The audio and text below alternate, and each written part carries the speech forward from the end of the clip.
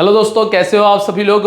Dream 11 fantasy YouTube channel में आप सभी लोगों का स्वागत है। सबसे पहले मेरे सभी दोस्तों यारों भाइयों को हैप्पी होली। होली की बहुत बहुत शुभकामनाएं। अब इस पूरी होली में एक चीज का ध्यान रखना, चाहे जैसे मर्जी पड़े होली खेलना, लेकिन किसी जानवर को परेशान मत करना, कुत्ते वुत्ते को कलर मत लगाना, किसी गाय को कलर मत लगाना। आराम से होली खेलो, इंसानों के साथ होली खेलो, मजे से होली खेलो और चाहे जैसे होली खेलो।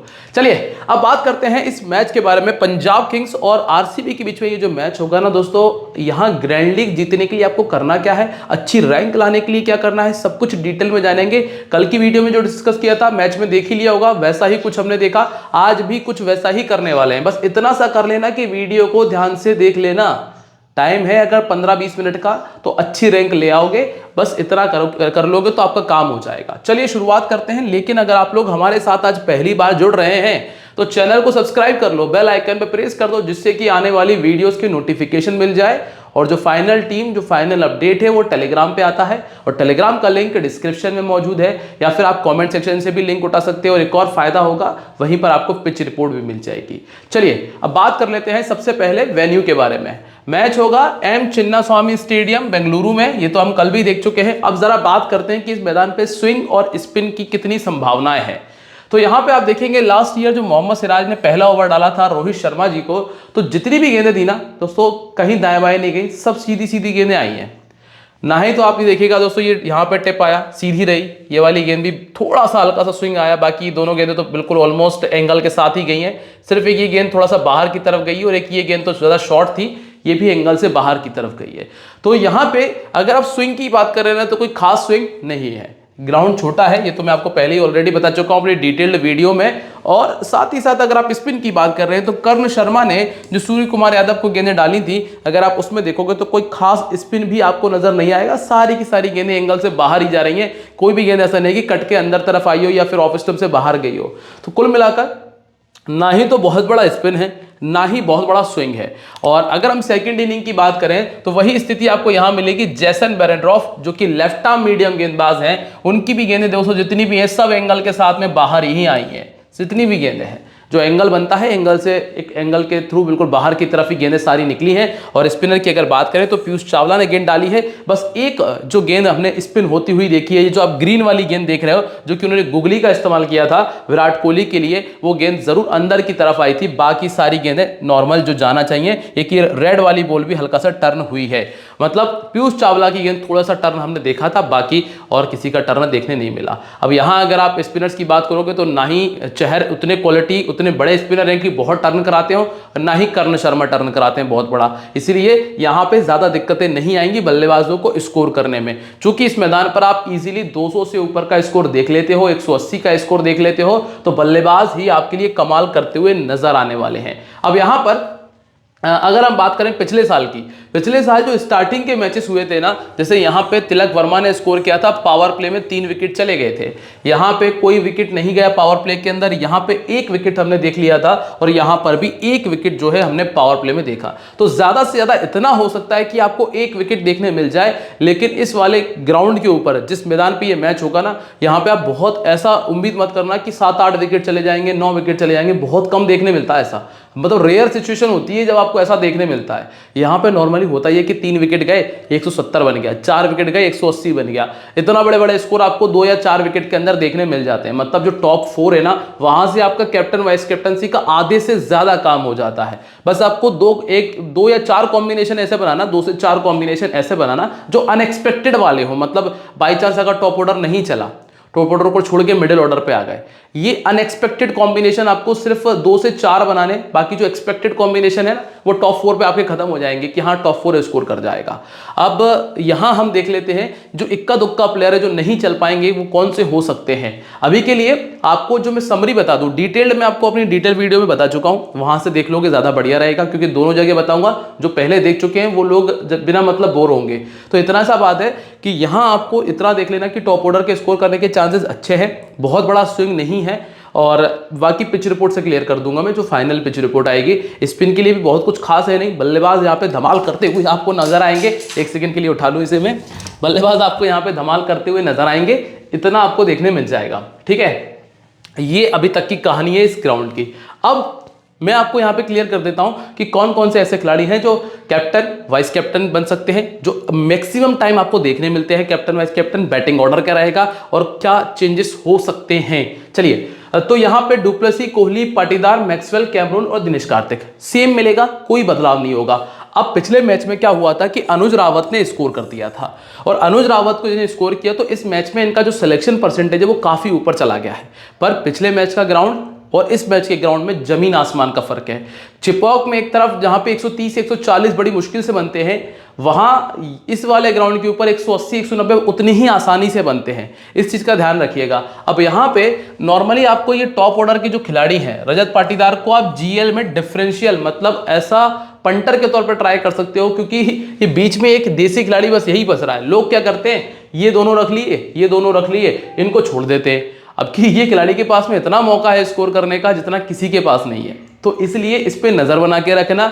ये आपके मतलब जो टॉप रिस्की टीम होगी ना, उसमें कैप्टन यही होना चाहिए आपका, ठीक है। दिनेश कार्तिक फिर आपको नंबर 5 या नंबर 6 पे खेलते हुए नजर आएंगे। अब मैं आपको यहाँ ये बता दूं कि ऐसे कौन कौन से खिलाड़ी हैं जो कैप्टनसी की दौड़ में बहुत अच्छे तरीके से चल रहे हैं, जिसमें एक नाम आपको यहाँ पे, ये तीनों नाम आते हैं वैसे तो, इन तीनों का नाम हमेशा रहता है, लेकिन एक नाम और है, वो है कैमरून ग्रीन का। ये खिलाड़ी जो है ये बहुत बढ़िया रेस में चल रहा है कैप्टनसी की दौड़ में, खास तौर से अगर पहले बैटिंग कर रही होगी आरसीबी की टीम। तो कुछ कंडीशंस हैं, इनको ध्यान में रखना कि अगर आरसीबी पहले बैटिंग कर रही है तो ग्रीन जो है वो कैप्टनसी की दौड़ के लिए इन तीनों से भी आगे हो जाएंगे। ये क्यों होगा ये मैं आपको आगे समझा दूंगा। बाकी अगर हम गेंदबाजी की बात करें तो गेंदबाजी के अंदर सिर्फ एक मात्र बॉलर ऐसा है जिसको मैं कभी चाहूं तो कैप्टन वाइस कैप्टन बना सकता हूं, वो है जोसेफ। तो इस पूरी टीम के अंदर जो हमारे पास 12 खिलाड़ी हैं इंपैक्ट प्लेयर को मिलाकर, उसमें कुल मिला के 1 2 3 4 और ये 5 प्लेयर, ये गेंदबाजी के तौर पे वैसे होना नहीं चाहिए, ये तो बहुत रेयर सिचुएशन है। बाकी ये जो 4 प्लेयर हैं ये बहुत बेहतर ऑप्शन होंगे। अभी आपको भी पता, मुझे पता है कि आप कहोगे तो हमें भी पता है कि ये तो सारे खिलाड़ी अच्छे ही हैं, इनमें नई बात कौन सी है, बस कुछ कंडीशंस वाली बातें हैं जो मैंने आपको यहाँ पे क्लियर की है। जैसे ग्रीन की सिचुएशन है कि पहले बैटिंग करेगी टीम तो वो ज़्यादा फायदेमंद बन जाते हैं। मैक्सवेल जो है ये तो बिल्कुल एक तरह से रिस्की वाले ही पिक है, और ये दोनों प्लेयर ऐसे हैं, ये दोनों कंडीशन में चाहे पहले बैटिंग हो चाहे सेकंड बैटिंग हो, इनको बनाया जा सकता है। अब पाटीदार क्यों, अगर आप इन दोनों को छोड़ रहे हो, इन दोनों को छोड़ के देख लेना, और या फिर इन दोनों में से किसी भी एक को छोड़ रहे हो तो पाटीदार को कैप्टन करना। वैसे तो जब इन दोनों को ड्रॉप करो ना तब पाटीदार को कैप्टन करना मजा आएगा, ये आपके लिए बड़ा डिफरेंशियल पिक बन जाएगा। एल्जारी जोसेफ को कब करना है ये मैं आपको आगे समझाऊंगा, डिटेल में समझाऊंगा, बस देखते रहना। और दोस्तों वीडियो को लाइक कर दो यार, कोशिश करना कि ज्यादा नहीं तो 3000 लाइक आप कंप्लीट कर दो यार, इतना तो कर ही सकते हो मेरे लिए, खासतौर से अगर मैं आपके लिए मेहनत कर रहा हूं तो।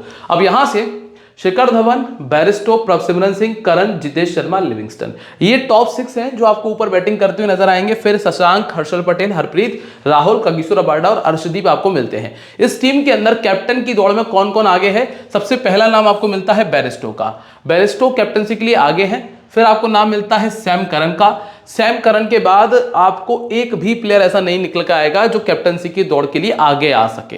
क्यों नहीं आ सकता वो भी आपको आगे क्लियर हो जाएगा। अब यहां पे सिर्फ आपको बैरिस्टो और सैम करन दो ऐसे ऑप्शन मिलते हैं जिनको बनाया जा सकता है। बहुत ज्यादा ही दिन अच्छा रहा तो अर्शदीप सिंह और इन्वॉल्व हो सकते हैं, सिर्फ अर्शदीप सिंह।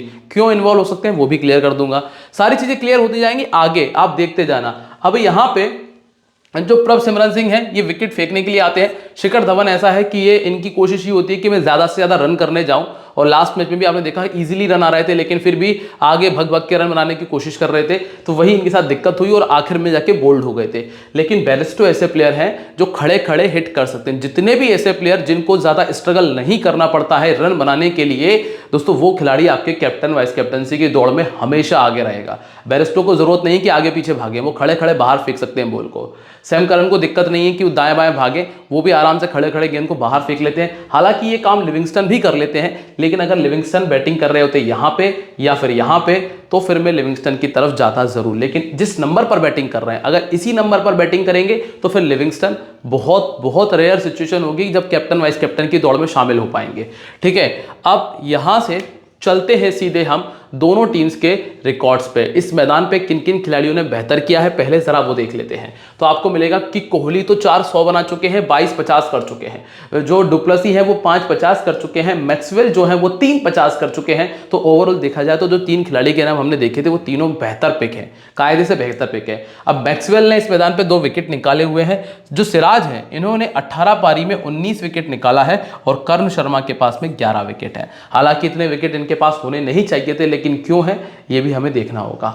अभी की तरफ अगर पंजाब की तरफ जाके देखेंगे तो धवन ने 9 पारियों में 250 किया है और बाकी खिलाड़ियों ने इस मैदान पे खेला नहीं है। हर्षल पटेल ने निकाले हैं 20 विकेट। ये कहानी यहाँ पे दोनों टीम्स के वेन्यू रिकॉर्ड की आकर खत्म होती है। लेकिन अब जो चीज़ मैं आपको समझाने वाला हूँ यहाँ पे ज़रा देखिएगा, ज़रा गौर करिएगा कि हमने क्यों अल्जारी जोसेफ का नाम लिया, क्यों हमने अर्शदीप सिंह का नाम लिया कि वो कैप्टन की दौड़ में शामिल कभी तो हो सकते हैं। पहले हम बात कर रहे हैं पंजाब किंग की। पंजाब किंग का जो पिछले साल का सीजन था, पिछले साल की हम बात कर रहे हैं, अधिकतर आप यहाँ पे देखिएगा लेफ्ट आर्म मीडियम को इन्होंने टोटल 8 विकेट दिए थे। 8 विकेट दिए थे पंजाब ने, पिछले मैच में 2 विकेट दिए। हालांकि 1 विकेट जो है वो डेथ ओवर में आया था, तो उसको ना भी काउंट करेंगे तो चल जाएगा, लेकिन हाँ लेफ्ट आर्म मीडियम को इन्होंने 2 विकेट दिए थे। तो जो नॉर्मल हमने बात की थी वो हुआ। ऑर्थोडॉक्स को सिर्फ 4 विकेट दिए थे इन्होंने, सिर्फ 4 विकेट। कितने मैचेस में? 14 मैचेस में। पिछले मैच में क्या हुआ? अक्षर पटेल को कोई विकेट नहीं दिया। सही निकला हमारा, हमने जो बात की थी। इसके बाद राइट आर्म फास्ट बॉलिंग जो सामने वाली टीम के पास थी नहीं। फिर आते हैं राइट आर्म मीडियम की तरफ। राइट आर्म मीडियम को इन्होंने डबल विकेट दिए थे, 29 विकेट दिए थे 14 इनिंग्स में। ऑलमोस्ट डबल विकेट थे, हर मैच के अंदर 2 से 3 विकेट जा रहे थे। अब पिछले मैच में सिर्फ 1 ही विकेट दिया। इसका कारण आपको पता है? इसका कारण इतना सा था कि उनके पास में एकमात्र राइट आर्म मीडियम बचा था, वो थे कौन? ईशांत शर्मा, जिन्होंने स्टार्टिंग में बोल्ड मार दिया था। ये बोल्ड था शिखर धवन का। इसके बाद इनके पास राइट आर्म मीडियम थे ही नहीं। जो इन्होंने पार्ट टाइम गेंदबाजों से गेंदबाजी कराई थी, क्योंकि इन्होंने अभिषेक पोरेल को एंट्री करवा दी थी, इस वजह से उनके मुकेश कुमार खेल नहीं पाए थे। बाकी इनके पास में एक लेफ्ट आर्म मीडियम था और एक उनके पास में बाकी जो स्पिनर थे, तो इसलिए इनके साथ दिक्कत आई कि पिछले मैच में विकेट नहीं मिल पाए। लेकिन यहाँ पे आपको मिलते हैं 3-3 राइट आर्म मीडियम, एक है सिराज, एक है जोसेफ और एक है कैमरून ग्रीन। यहाँ पे 3 मीडियम है। अब पॉसिबिलिटीज ये हैं कि या तो ये डिस्ट्रीब्यूट हो जाएंगे विकेट, कि भैया 1 विकेट सिराज को मिल गया, एक या 2 विकेट जोसेफ को मिल गए, एक आध विकेट ग्रीन को मिल गया, तो ये है कि डिस्ट्रीब्यूट हो जाएंगे। तो यहाँ पे कोई एक ऐसा गेंदबाज निकल कर नहीं आ रहा है तीनों में से। मतलब ये नहीं कह सकते कि किसी एक कि तीनों खिलाड़ी को अब एक टीम में शामिल कर लो। बस इतना सा पॉसिबल है कि अगर किस्मत अच्छी रही, मान लो किस्मत अच्छी रही कि आपने सिराज को टीम में पिक किया, वाइस कैप्टन बनाया और उसी को 4 विकेट मिल गए, इन दोनों को नहीं मिल पाया। या फिर आपने जोसेफ को लिया और आपने इसको कैप्टन वाइस कैप्टन किया, इसी को 4 विकेट मिल गए, ये थोड़ा सा किस्मत के फेवर में चला जाएगा। बाकी ये जो टीम है राइट आर्म मीडियम को ज्यादा विकेट देती है, ये हमने पहले भी देखा है। इसके बाद ऑफ ब्रेक को इन्होंने सिर्फ 3 विकेट दिए थे। हालांकि लास्ट वाला जो मैच हुआ था उसमें सामने वाली टीम के पास में ऑफ ब्रेक नहीं था। और लेग ब्रेक के सामने इन्होंने 18 विकेट दिए हैं। 14 इनिंग में 18 बहुत ज्यादा नहीं है, सिर्फ 4 विकेट ज्यादा है। और यहाँ पे कर्ण शर्मा मौजूद है, तो आप पॉसिबल है कि एक आधे विकेट की उम्मीद लगा सकते हो, 1 विकेट या ज्यादा से ज्यादा 2 विकेट। ठीक है, तो ये कहानी आपको समझ में आ रही होगी कि अब आपको कौन से गेंदबाजों पे ज्यादा फोकस करना है। आपको सबसे ज्यादा जो फोकस करना है ये 3 गेंदबाजों पे, सिराज, जोसेफ और ग्रीन पे। सबसे ज्यादा फोकस वाले 3 गेंदबाज आपके पास है जिन पर आपको ध्यान देना है। अब आरसीबी की तरह चर्चा कर रहे थे। आरसीबी के जो गेंदबाज हैं, बल्लेबाज हैं, उन्होंने पिछले साल चाइना मैन को 4 विकेट दिए थे, लेफ्ट आर्म मीडियम को 10 विकेट दिए थे। अब दोस्तों ये विकेट ज्यादा है, क्यों ज्यादा है? क्योंकि हर एक टीम के पास में लेफ्ट आर्म मीडियम होता ही नहीं है। सबसे बड़ी बात है, हर टीम के पास लेफ्ट आर्म मीडियम नहीं मिलेगा आपको। कुछ गिनी चुनी टीमें थी जिनके पास लेफ्ट आर्म मीडियम होते थे। अब हालांकि इस सीजन में सभी ने एक लेफ्ट आर्म मीडियम ले लिया है, लेकिन पिछले साल तक ये स्थिति नहीं थी। और लास्ट मैच में हुआ यह कि मुस्तफिजुर रहमान ने 4 विकेट मार दिए थे। हालांकि मुस्तफिजुर रहमान 4 विकेट वाले प्लेयर नहीं है, ये मैं खुद पर्सनली कह रहा हूं। अब यहां पे आपको मिलते हैं एक तो सैम करन और एक अर्शदीप सिंह। अब इसमें से भी क्या हुआ कि सैम करन ने पिछले मैच में गेंदबाजी नहीं की, तो सिर्फ अर्शदीप बचते हैं। तो अर्शदीप के पास में इसलिए पॉसिबिलिटीज है, जो मैंने आपको बताया था कि कहीं जाकर अगर अर्शदीप कैप्टन बन सकते हैं, तो एकमात्र रीजन यही है। इसके बाद ऑर्थोडॉक्स को ये 3 बार विकेट दे चुके हैं। हरप्रीत बरार मौजूद है, तो बहुत बड़ा कोई खास अंतर आएगा नहीं। राइट आर्म फास्ट बॉलिंग को सिर्फ 2 विकेट दिए हैं, तो कगिसो रबाडा को लिया है हमने। हालांकि हर टीम के पास राइट आर्म फास्ट बॉलिंग भी नहीं होती है, इसलिए इतना बड़ा कोई मतलब ये है कि आपको इक्का दुक्का विकेट मिल सकता है। अब है right arm medium. Right arm medium को उन्होंने सिर्फ और सिर्फ 18 विकेट दिए हैं पिछले साल में, और लास्ट मैच में 2 विकेट दिए थे। लास्ट मैच में दीपक चहर ने 1 विकेट निकाल दिया था इनका, और शायद एक ही विकेट निकाला था, जहां तक हो सकता है कि मैंने मिस टाइप कर दिया हो। तो 2 या 1 विकेट जितने भी आप कह लीजिएगा। तो हर्षल पटेल यहाँ पे मौजूद हैं और 14 मैच खेले थे, 18 विकेट गए, मतलब ज्यादा से ज्यादा 1 विकेट और बहुत ज्यादा से ज्यादा 2 विकेट था। तो हर्षल पटेल भी एज अ प्लेयर टीम में बैठ सकते हैं एक आधिक विकेट के लिए, क्योंकि इनके अलावा कोई राइट आर्म मीडियम इस टीम के पास में नहीं है। अब है right arm off break. Livingstone गेंदबाजी नहीं कर रहे हैं। अब है लेग ब्रेक, 16 विकेट दिए थे और राहुल चहर अकेले मौजूद हैं। तो यहां पे भी अगर देखा जाए तो कौन से खिलाड़ी जो टीम में फिट बैठ सकते हैं वो हैं या तो अर्शदीप सिंह। क्यों? क्योंकि यहां लेफ्ट आर्म मीडियम को विकेट फेंका है। बाकी आप रबाडा और पटेल में से किसी एक को पिक कर सकते हो, या फिर अगर आप ज्यादा ही रिस्क लेना चाहते हो तो दोनों को रख लेना। वैसे इन दोनों में से एक को रखने का फायदा ज्यादा बेहतर रहेगा। तो ये चीजें आपकी यहाँ क्लियर होती है। और गेंदबाजों में कोई भी ऐसा प्लेयर नहीं है जो कैप्टन वाइस कैप्टनसी की दौड़ में बहुत आगे निकल रहा हो। सिर्फ यहां से ये रिस्क वाली बात है जो मैंने आपको बताया कि आपने जिसको लिया उसी को 4 विकेट मिल जाए, और यहां पे अर्शदीप सिंह का कि अगर इनका दिन ज्यादा ही अच्छा हो तो बस। अब बात कर रहे हैं एक ऐसे खिलाड़ियों के बारे में जो उम्मीद है कि आपको सेफ प्लेयर्स में ही मिल जाएंगे। सेफ प्लेयर से मतलब चांसेस बहुत हाई है रिकॉर्ड के बेसिस पे, इनके फॉर्म के बेसिस पे, कि ये आपको जीएल में जो सेफ टीम होगी, मतलब जो ड्रीम टीम होगी, उसमें आपको जगह देखने मिलेगी जिनकी, जिसमें आपको विराट कोहली, डुप्लेसी और मैक्सवेल, जो ये 3 नाम है, इनमें से 2 मिल जाएंगे। ये तो आप मान लीजिएगा, मैक्सवेल, कोहली, डुप्लेसी, इन तीनों में से आपको 2 लोग देखने मिल जाएंगे। फिर है बैरिस्टो यहां से, सैम करन यहां से, और हर्षल पटेल ऑब्लिक अर्शदीप सिंह ही करिएगा आप, और कैमरून ग्रीन आप यहां पे देख सकते हैं। ये आपको देखने मिल जाएंगे। ये बहुत हद तक सेफ होंगे। मतलब इनमें 6 में नाम दिए ना, 6 में से 5 तो आपको देखने मिल ही जाने वाले हैं। इसके बाद जो डिफरेंशियल प्लेयर्स है, हमारा कहने का मतलब यह है कि ऐसे खिलाड़ी जिनका रिकॉर्ड साथ दे सकता है, जिनको मौका मिल रहा है और ये करने में भी सक्षम है, जो आ सकते हैं, जिसमें रजत पाटीदार का नाम है। नंबर 3 बैटिंग कर रहे हैं। गलती से भी अगर पहला विकेट जल्दी चला गया तो इनके पास में मौका है। फिर है शिखर धवन और मैक्सवेल। हालांकि मैक्सवेल का नाम मैंने आपको पीछे बता दिया है कि 3 में से 2 आएंगे। चाहे आप विराट कोहली को उठा के यहाँ रख दो, मैक्सवेल को उधर कर दो, चाहे आप डुप्लेसी को यहाँ कर दो और मैक्सवेल को उधर कर दो, तो वो स्थिति आपके ऊपर है। 3 में से 2 आएंगे तो आएंगे, ठीक है। इसके बाद कगिसो रबाडा और अर्शदीप सिंह, इनके लिए मैंने आपको बता the situation. Harshal Patel oblique Kagiso Rabada है। अर्शदीप सिंह के पास में मौका है कि वो आराम से विकेट मार सकते हैं। अब चलते हैं कुछ रिस्की प्लेयर्स पे। रिस्की प्लेयर से कैसा है, मतलब Jitesh Sharma batting down number 5 पर है इनका, नंबर 5 पर आपको बैटिंग करते हुए नजर आएंगे। लेकिन ये खिलाड़ी ऐसा है जिसको बहुत ज़्यादा गेंदों की आवश्यकता लगती नहीं है। मुश्किल से अगर 15 गेंदें खेल ली तो 30, 35, 40 रन बना देगा और जो ड्रीम टीम में एंट्री करा देगी। दूसरी चीज़ ये है कि विकेट कीपिंग भी कर रहा है। अब प्लस विकेट कीपिंग होने की वजह से ये ईजिली ड्रीम टीम में एंटर कर सकता है, तो इस पर आप चाहो तो रिस्क उठा सकते हो।